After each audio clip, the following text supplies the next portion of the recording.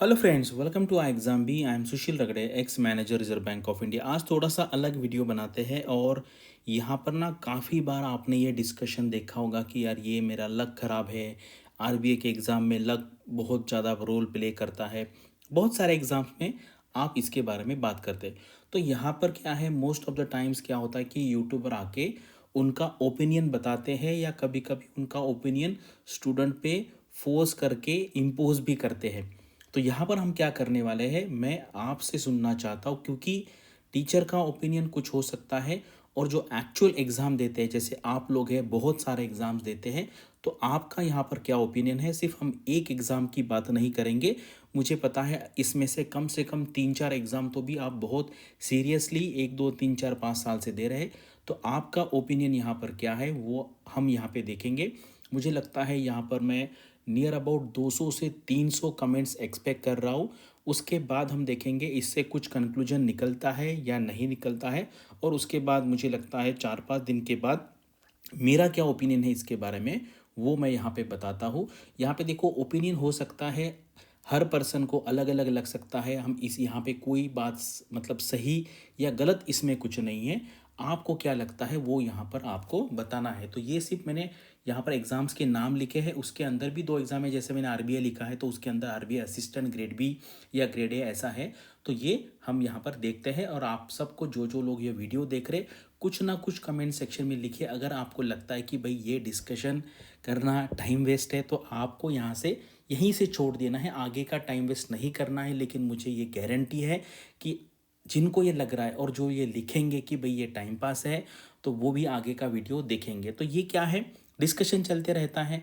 हमें ये सुनना है क्या है, बाकी लोग क्या है ये देखना है। मैक्स ज़्यादा टाइम यहाँ पे नहीं लूँगा मैं, आपके लाइफ का सिर्फ 10 मिनट यहाँ पे मैं यहाँ पे ले रहा हूँ। तो चलो यहाँ पे वीडियो स्टार्ट करते हैं।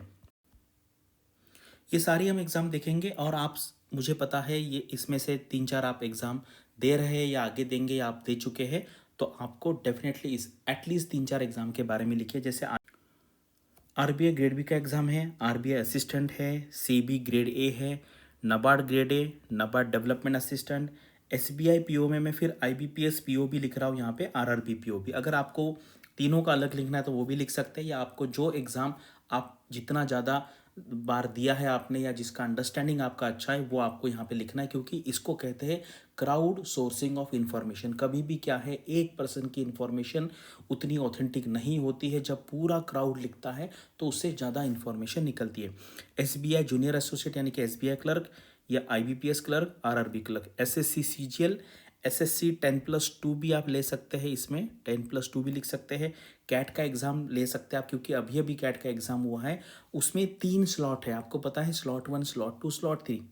तो यहाँ पर ये सारे एग्ज़ाम जब हम देखेंगे ना, उसमें आपको बहुत सारे फैक्टर्स कंसिडर करने। देखो यहाँ पे क्या है ना, कुछ लोग तो लक के बेस पे हम कह सकते हैं यार उनका लक अच्छा है या ख़राब है, किसी एग्ज़ाम के लिए वो एलिजिबल होते हैं या एलिजिबल नहीं भी होते। जैसे किसी का 59.9% है तो आरबीआई का एग्ज़ाम दे भी नहीं सकता, वो भी किसी का लक या लक नहीं है, ऐसा भी हम कह सकते हैं।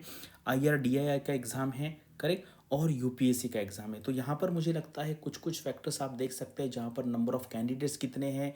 जैसे यूपीएससी का एग्ज़ाम एक ही शिफ्ट में होता है, कहाँ कहाँ मल्टीपल शिफ्ट में होता है। और आपको यहाँ पे पूरा प्रोसेस देखना है। मतलब ऐसा मत देखिए कि सिर्फ प्रीलिम्स में लक का फैक्टर आता है। प्रीलिम्स भी देख लीजिए आप, उसके बाद आप मेंस भी देख लीजिए, या फेज़ 1 फेज़ 2 एंड इंटरव्यू। तो यहाँ पर आपको कहाँ कहाँ लगता है कि कहाँ कौन से एरियाज़ में लक रोल प्ले करता है और कहाँ पर लक रोल प्ले नहीं करता है। कौन सी एग्ज़ाम ऐसी है कि जो हार्ड वर्किंग बेस्ड है, यानी कि जहाँ पर अगर आपने अच्छे से पढ़ाई कर लिया तो वहाँ पे सिलेक्शन हो जाएगा।